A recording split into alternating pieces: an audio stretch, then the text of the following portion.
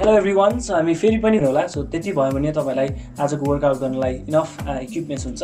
So हामी आज high निजबाट सुरु गर्दैछौँ। सो हाई निज जस्ट निजलाई माथि ल्याएर स्विच गर्ने, सो निज स्विच गर्ने हो। सो हामी 30 सेकेन्ड्सलाई यो गर्छौँ एन्ड देन हामी अर्को वर्कआउटमा स्विच गरौँला। सो तपाईँहरू रेडी हुनुहुन्छ होला? तपाईँले वर्कआउटमा अगाडि वार्मअप र मोबिलिटी पनि गर्नुभयो होला। सो हाम्रो पहिलाको भिडियो हेरेर। सो हामी रेडी हौँ हाई निजको लागि। 3, 2, 1 and go. All right, 30 seconds.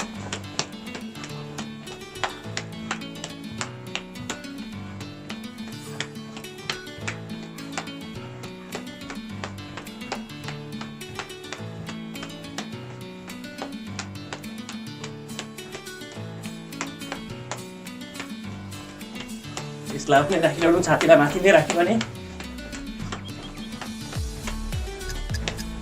सकिन लाग्यो।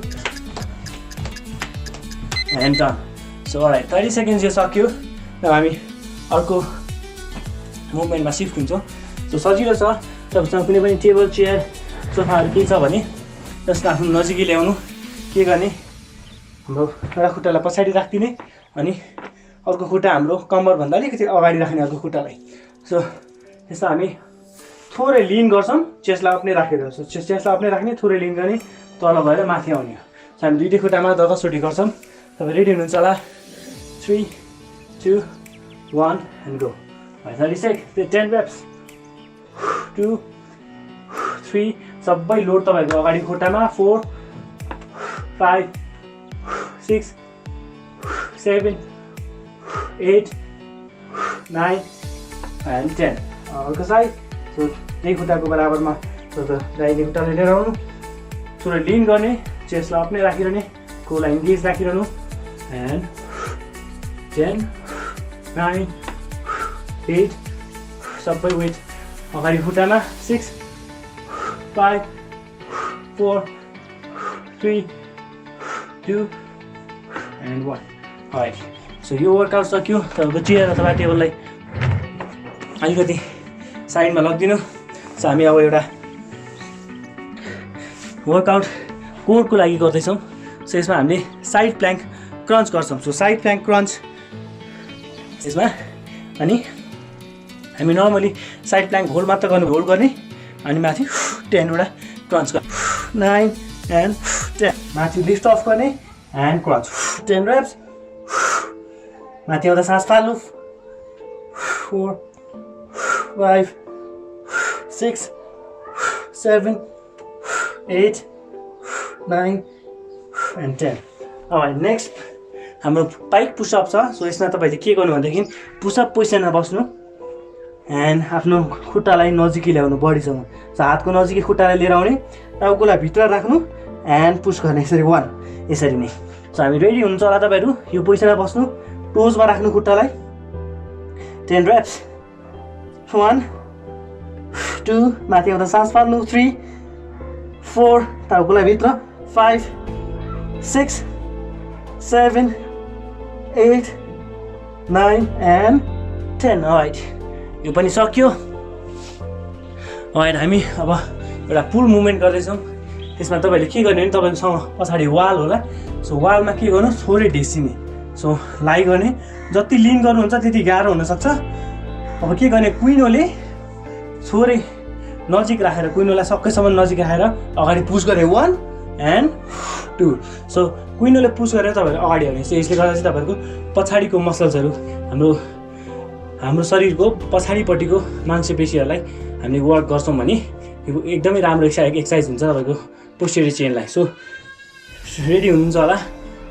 पुस गर्नु एन्ड थोरै लिन गर्नु। 10 reps। 1, 2, 3, 4, 5, 6, 7, 8, 9 and 10। सो वाल पुस पनि भयो हाम्रो 10 वटा। अब हामी कोरको एक्सर्साइज गर्न जाँदैछौँ। सो यसमा के गर्ने, तपाईँहरू लाइ डाउन गर्नु फ्लोरमा, हातलाई मुनि भुइँमा राख्नु, खुट्टालाई एयरमा राखिदिनु यतिकै। सो अरू सबै पार्ट रिल्याक्स हुन्छ, टाउको भुइँमै छुने। रेडी हुनुहुन्छ?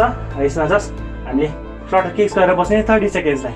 Right, 3, 2, 1 and go. 10, सफल गर्ने खुट्टालाई यसरी सफल गर्ने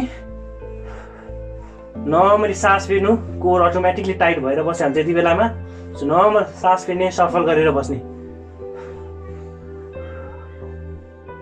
30 सेकेन्ड्स सो अब नमा 10 सेकेन्ड बाँकी छ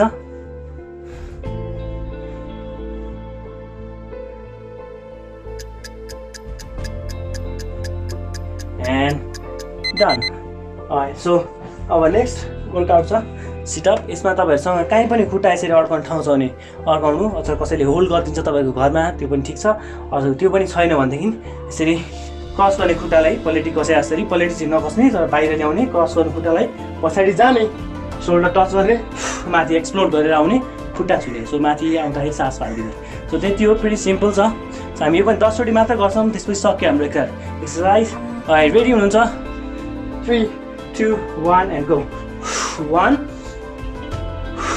2 3 4 5 6 7 8 9 and 10 alright that's it हाम्रो वर्कआउट सक्यो अगेन तपाईहरुले पहिलाको भिडियोमा जस्तै हाम्रो वर्कआउटको एन्डमा हामीले स्ट्रेचिङ गर्ने गरेका थियौं प्लिज त्यो स्ट्रेचिङ गाइडलाइन्स पनि फलो गरिदिनु I will see you at another video.